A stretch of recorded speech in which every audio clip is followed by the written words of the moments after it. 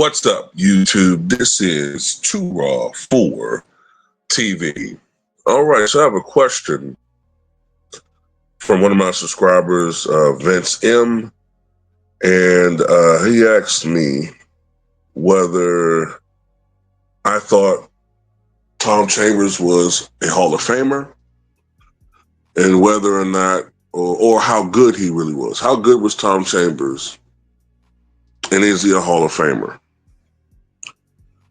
And Tom Chambers was really good. He was a really, really good player for a very long time. I believe he was drafted back in 1981, I think. And I think he was drafted by the Clippers. But we tend to think of him at his best with the Seattle Supersonics and the Phoenix Suns. Of course, it was a big three with him in Seattle. Him, I believe, was Dale Ellis and Xavier McDaniel. And at that time, they were all roughly 20 point per game scorers. But, you know, in an NBA that was dominated by the Celtics and the Lakers, Dallas, the Mavericks were in the mix. You saw the rise of Utah, Stockton Malone at that time, the Bulls, the Cavs. They weren't good enough to be in an upper echelon. But going back to Tom Chambers, he was a great scorer. He could be explosive at times. Before the injuries, he had hops, crazy athleticism. For the era in which he played in, he had range. A decent three-point shooter for the era, about 30, 31, 32%. That was decent for the 80s. Didn't take a lot of them. The NBA at the time was more about getting to the basket, mid-range, and taking it to the hoop, playing the game by the percentages. 47% shooting for his career. That's a bit low considering his 6'10" frame, but like I said, he wasn't necessarily a dominating post player. Like, you know, back to the basket, that wasn't, you know, his game, you know. The problem I have with Tom Chambers is I just don't see a Hall of Fame resume with him. That's just me. Like, I definitely didn't see a Hall of Fame resume 20 years ago when the standards for the Hall of Fame were a lot stricter. The best thing he had going for him was that he had 20,000 plus career points. I remember he had made a brief comeback with I think it was the Hornets in 96, and then I think it was the Sixers, but he just wasn't the same guy. He did win a championship in 1996 in the Israeli League. That helps his resume overall as far as basketball is concerned. He's a four-time NBA All-Star. That's good. He was 1987 All-Star Game MVP. That's great. He starred on a night where he was shining the bright among all the NBA stars. 2 times All-NBA second team. Between 1984 and 1990, he averaged about 23 points, 7 rebounds, 2.5 assists, 1 steal on 48% shooting, and 32% from three-point range, and about 82% from the free throw line. In the 88, 89, and 89, 90 seasons, he finished top 10 in MVP voting. Now, this is the problem I have with Tom Chambers. With the Clippers all the way until his stint with the Suns, that's going over a 10-year period, he was really good. But he really was only dominant for like a 2-year window, the 88, 89, 89, 90 season. That's when he was at his peak, his apex, and he was averaging about 27 points a night. That was without a three-point shot, by the way. That's when he was with the Suns.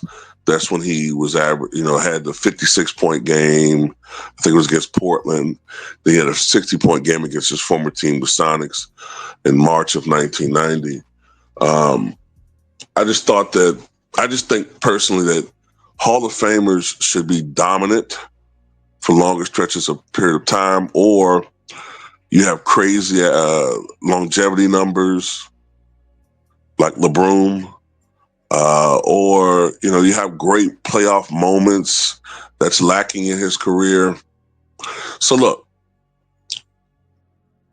I didn't think he was a Hall of Famer 20 years ago. The novelty of him scoring 20,000 points and not being in the Hall of Fame is no longer as unique. Antawn Jamison scored 20,000 points in his career. He's not in the Hall of Fame. Joe Johnson has scored 20,000 points in his career. He's not in the Hall of Fame. And I believe LaMarcus Aldridge has scored 20,000 points. I think he did. I believe he did. And I don't know about him going to the Hall of Fame. Matter of fact, you could argue LaMarcus Aldridge has a better case as far as being in the Hall of Fame. He has some, I think, some playoff moments. Matter of fact, well, you know what? I don't have it right now in front of me, but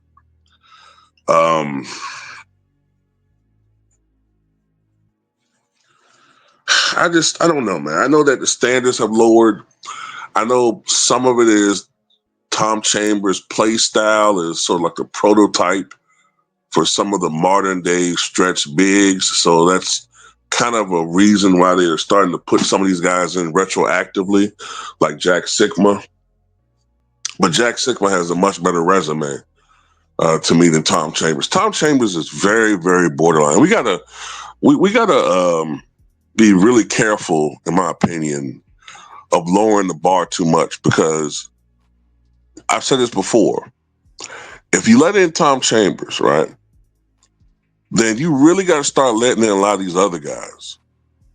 You got to let in all the other 20,000 point guys.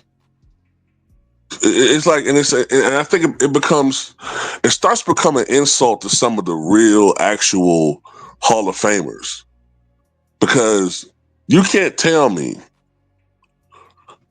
that Tom Chambers should be in the same Hall of Fame as Michael Jordan, Magic Johnson, those guys. Tom Chambers is really good, but hell, we don't even think, a lot of us don't think that Tracy McGrady should be in there. So how in the hell is Tom Chambers a Hall of Famer? I just don't see it. That's not an insult. I just don't think that he was dominant enough for a long enough period of time to be in a Hall of Fame. That's just me. Maybe some people disagree with that and they think that he is a Hall of Famer. But I've always been for the most part, I've been of the mindset that if you have to really sit back and think about whether somebody's a Hall of Famer, then he's not a Hall of Famer. There's certain people, at the very least, if you got the accolades in front of you and you look at what they've accomplished, including outside the NBA. Like if Tom Chambers, well, back then, for much of his career, pros weren't allowed to be in the Olympics, but they were. And if Tom Chambers had a couple Olympic gold medals, then that would add to the case most definitely. Then I'll probably be swayed a little bit. Well, man, you know what? That might be enough. But without some of these other accolades, the collegiate accolades are not significant enough. He wasn't the most dominant college player. I just don't see it. But anyway, really good player. Yes, he was. And he's a push back to this notion that all these guys, Jordan, Wilkins, are playing against plumbers. The fact of the matter is, a lot of you young guys don't know what the hell you're talking about. You just don't do any research, and you don't know these players of yesteryear. You don't know who they are. And in your hubris, you don't do any type of research, because how dare I be wrong, because I just know everything. So since the media doesn't talk about them, then that must mean they're not significant. But anyway, that's all I got to say about it. Tell me what you guys think.